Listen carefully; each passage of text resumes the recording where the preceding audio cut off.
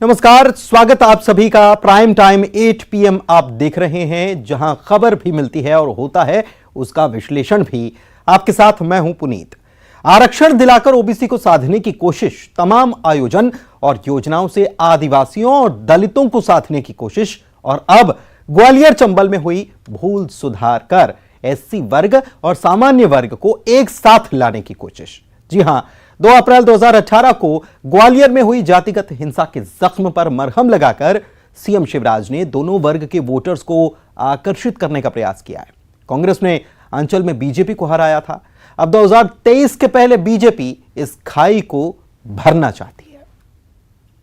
और मुझे कहते हुए बहुत संतोष है, आज सामाजिक समरसता के नए युग का प्रारंभ हो रहा है ग्वालियर चंबल संभाग में।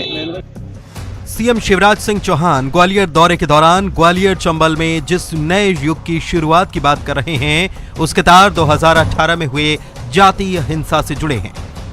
साल 2018 में जिस वजह से सीएम शिवराज सिंह चौहान सत्ता से दूर हुए थे, रविवार को ग्वालियर पहुंचे मुख्यमंत्री ने उस गलती को सुधारने की कोशिश की। सीएम ने एससी वर्ग और सामान्य वर्ग के प्रतिनिधिमंडल से अलग अलग बैठक कर चर्चा की।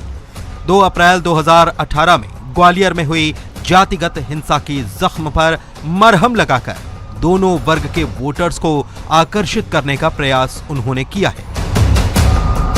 सिंधिया जी और सभी मेरे मंत्रिमंडल के सहयोगी सांसद जी,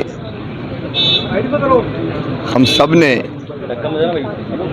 समाज के 2 प्रतिनिधिमंडल मिले, एक हमारे अनुसूचित जाति समाज से और एक हमारे सामान्य वर्ग से।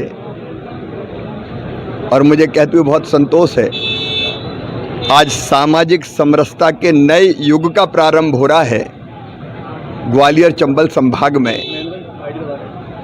दोनों ने ये इच्छा प्रकट की है कि समाज में खाइयां नहीं रहनी चाहिए, मां के दूध में दरार नहीं डलनी चाहिए, दिलों को एक होना चाहिए।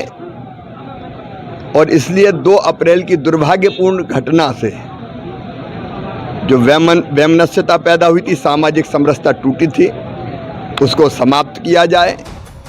इस दौरान हिंसा के समय दर्ज किए गए मामलों को वापस लिए जाने की मांग भी की गई। इस पर भी मुख्यमंत्री ने सकारात्मक संकेत दिए हैं। 2 अप्रैल 2018 के दंगे के बाद अंचल में आक्रोश फैला था। इसके बाद सीएम को प्रदेश में सरकार गंवानी पड़ गई थी। कांग्रेस ने अंचल में बीजेपी को हराया था।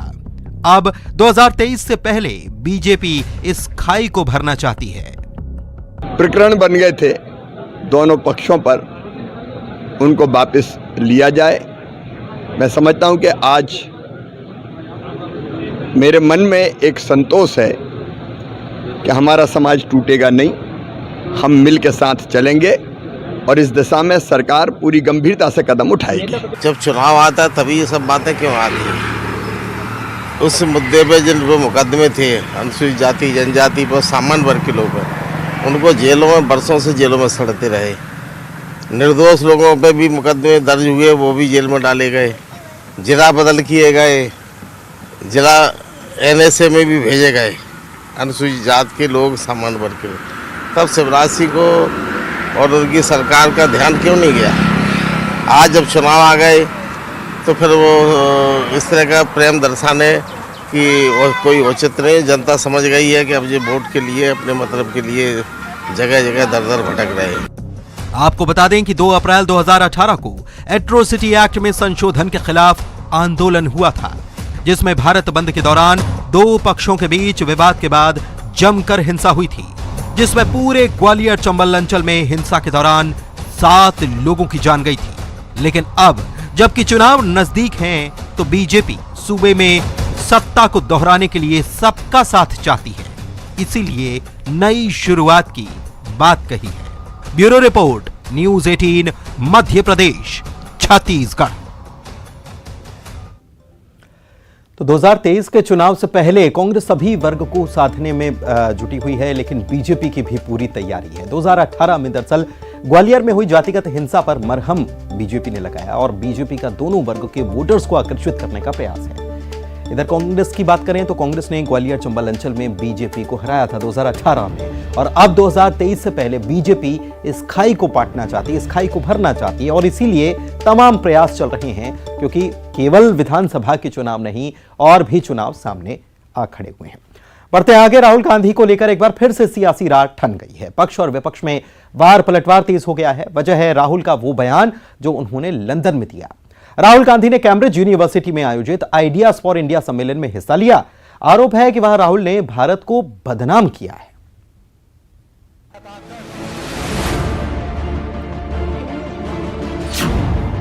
सियासी परेशानी देश में ही थी उठनी। We have massive level of polarization. We have huge unemployment. We have, as I said, the backbone of employment broken, and we have massive concentration of wealth. We are going to have social problems. They're coming, without any doubt. There is going to be a mass. देश के मामलों पर क्यों चर्चा सरेआम? Please recognize the parallels between what is going on in Ukraine and what is going on in Ladakh. They're obviously preparing for something, right? But the government doesn't want to talk about it. Government wants to stifle the conversation. विदेश में बयान, देश में घमासान। इसी समय में जब भारत की साख बढ़ रही हो, हमेशा राहुल जी ने विदेश में जाके भारत को बदनाम करने की कोशिश की। ये गैर जवाबदार बयान है उनका।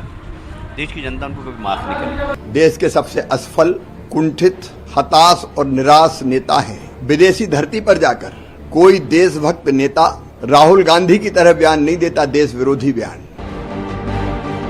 सवाल क्यों है, शोर क्यों मचा है, बताने के लिए अब और क्या बचा है।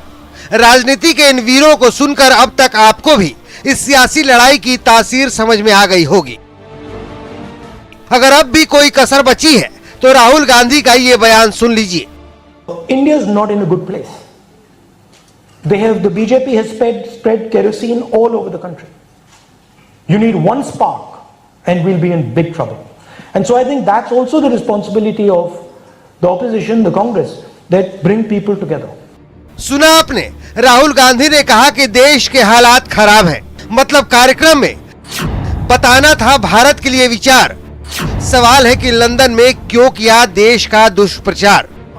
अब बीजेपी इसे मुद्दा बना रही है, क्योंकि राहुल गांधी इतने तक नहीं रुके थे, बल्कि लंदन में तो उन्होंने आरोपों की झड़ी लगा दी।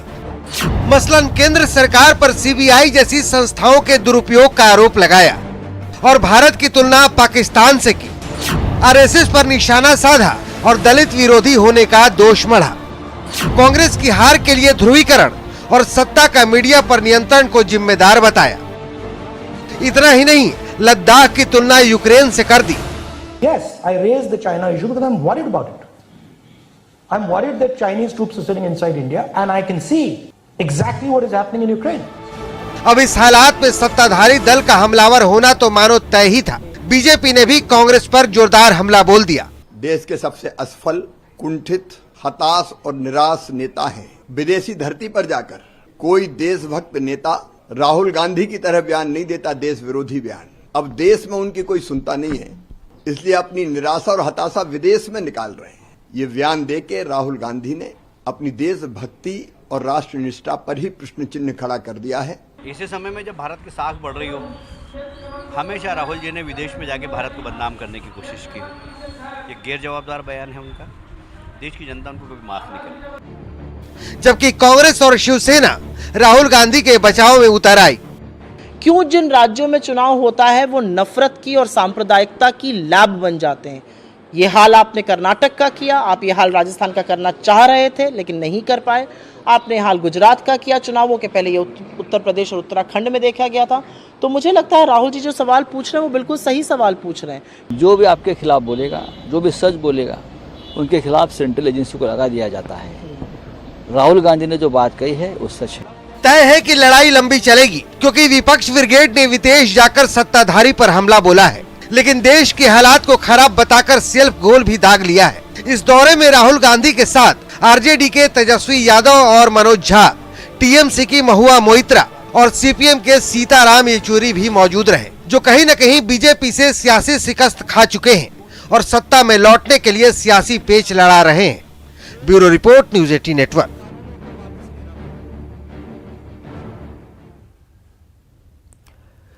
तो राहुल गांधी को लेकर एक बार फिर से सियासी रार ठन गई है। राहुल के मुद्दे पर पक्ष और विपक्ष में वार पलटवार जारी है। वजह है राहुल गांधी का वो बयान जो उन्होंने लंदन में कैम्ब्रिज यूनिवर्सिटी के कार्यक्रम में दिया था।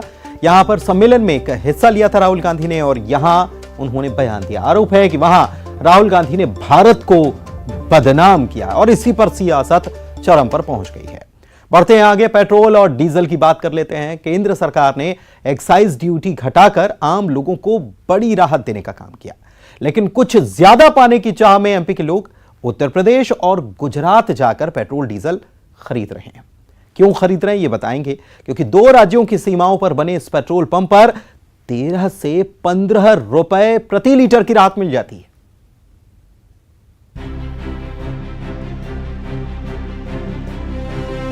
पेट्रोल और डीजल की बढ़ती कीमतों से परेशान देश की जनता को केंद्र सरकार ने बड़ी राहत दी है।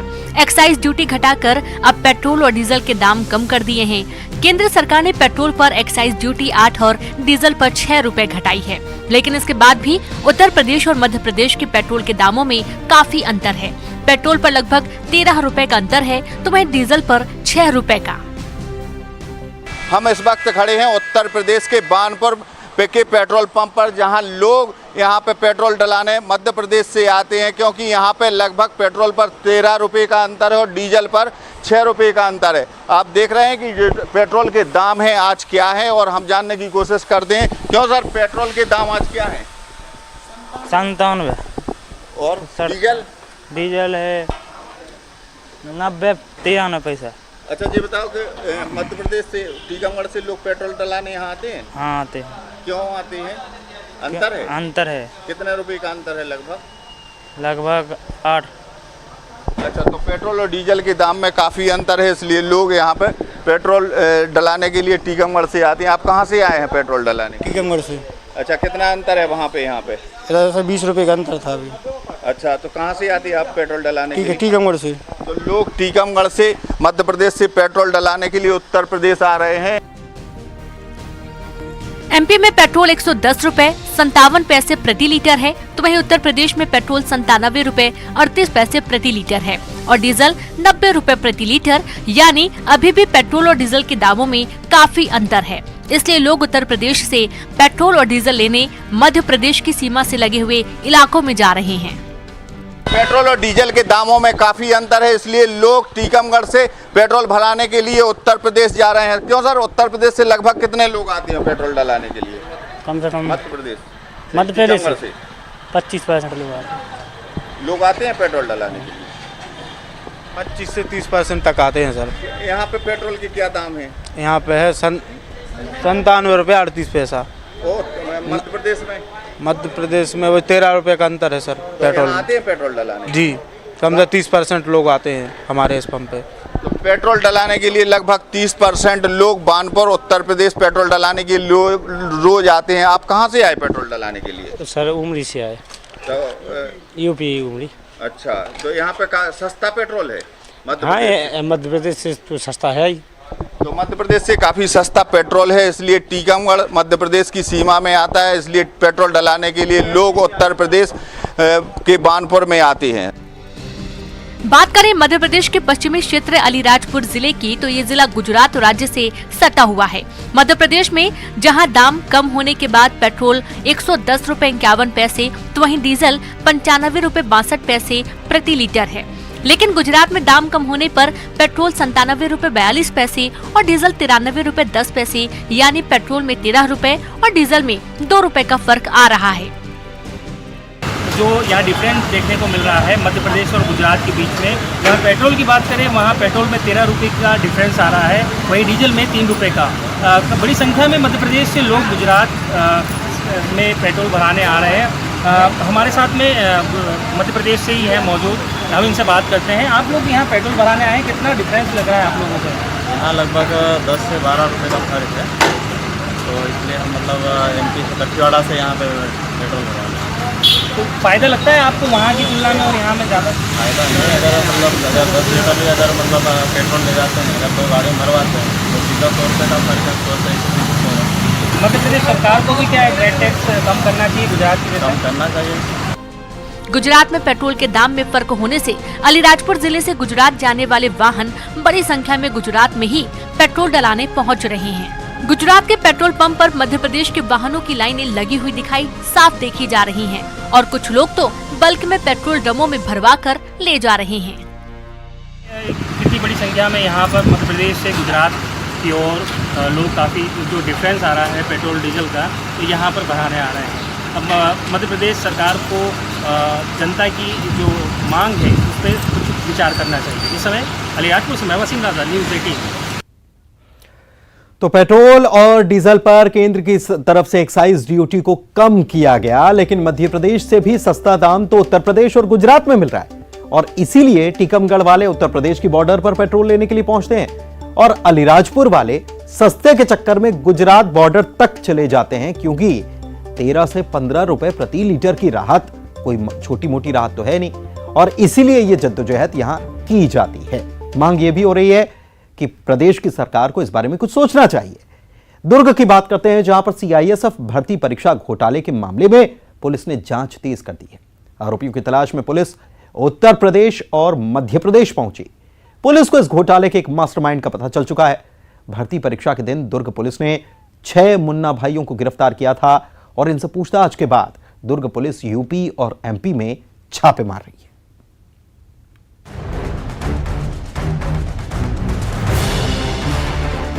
सीआईएसएफ के आरक्षक भर्ती परीक्षा देने का प्रयास कर रहे 6 मुन्ना भाइयों को दुर्ग पुलिस ने गिरफ्तार किया है। सभी को भिलाई के उतई केंद्रीय औद्योगिक सुरक्षा बल सीआईएसएफ से गिरफ्तार किया गया है।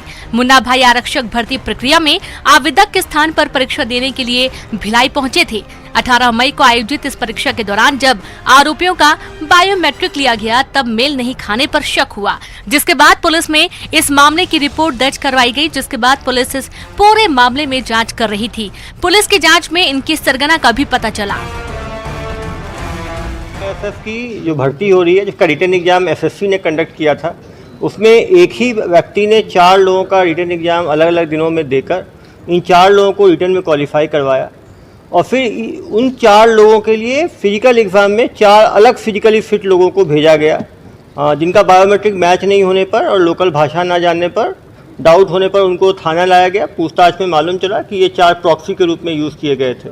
जो इनका मास्टरमाइंड था वो 5 लाख रुपए हर कैंडिडेट से सिलेक्शन के लिए ले रहा था। उस मास्टरमाइंड के नीचे काफ़ी सारे एजेंट्स थे जो जाके कैंडिडेट्स को ढूंढा करते थे। कैंडिडेट्स को ढूंढने के बाद एक टीम उनकी रहती थी रिटन एग्जाम के लिए और एक टीम उनकी रहती थी फिजिकल एग्जामिनेशन के लिए। कहीं ना कहीं इसके तार काफ़ी लंबे जुड़े हो सकते हैं। बस अभी हमने इन 4 लड़के जो दौड़ने के लिए आए थे उनको पकड़ा है। मास्टरमाइंड को पकड़ने की कोशिश होगी। जो जिसने रिटन एग्जाम दिया है उसको पकड़ने की कोशिश होगी। जो एजेंट्स इसमें इन्वॉल्व हैं उसकी पतासाजी की जाएगी और इन्होंने किस किस एग्जाम में और इस तरह के घोटाले किए हैं उसकी पतासाजी करने की कोशिश की जाएगी।